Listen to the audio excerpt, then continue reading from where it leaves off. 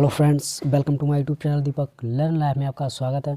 आशा करता हूँ, उम्मीद करता हूँ आप सभी अच्छे होंगे और सभी को वेरी वेरी गुड मॉर्निंग। तो आप सभी ने अपना सीटेट का जो आपका सिटी का नाम था, शहर का नाम था, वो सभी ने अपना चेक कर लिया होगा कि आपका किस शहर में गया, सेंटर किस सिटी में गया है।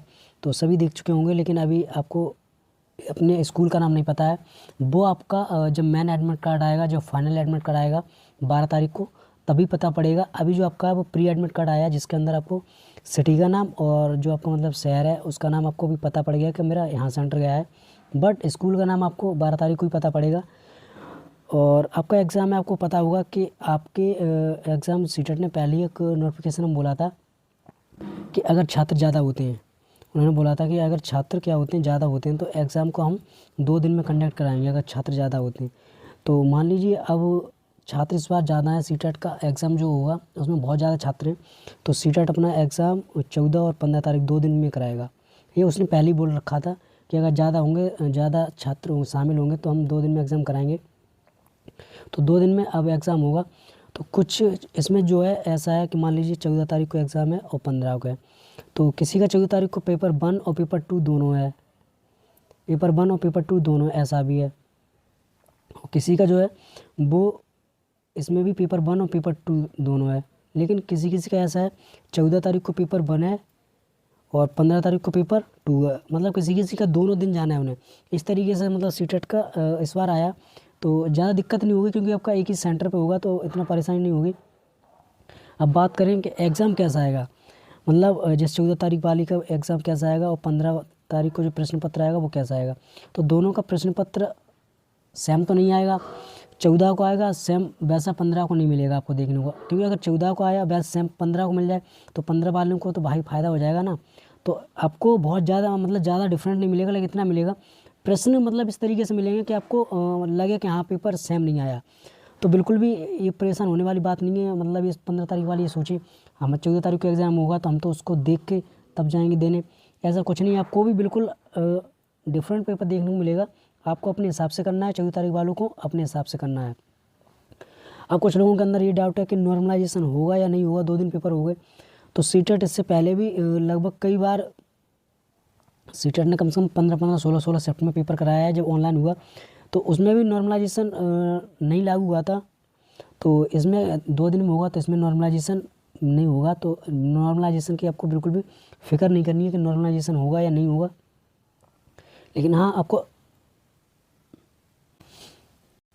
आपको इतना पता होना चाहिए कि जो एग्ज़ाम होगा वो आपका मतलब आपको पता है कि किस तरीके से पेपर आता है, प्रश्न पत्र किस तरीके का लेवल है, उस तरीके का आपका होगा।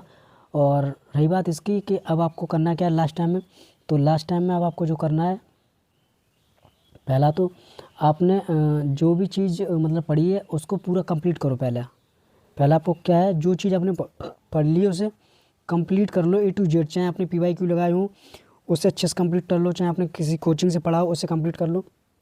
उसके बाद में नोट्स वगैरह हर एक टीचर्स नोट्स देते हैं, तो नोट्स जो नए नोट्स आते हैं, अपडेटेड नोट होते हैं, उन नोट्स को देख लो।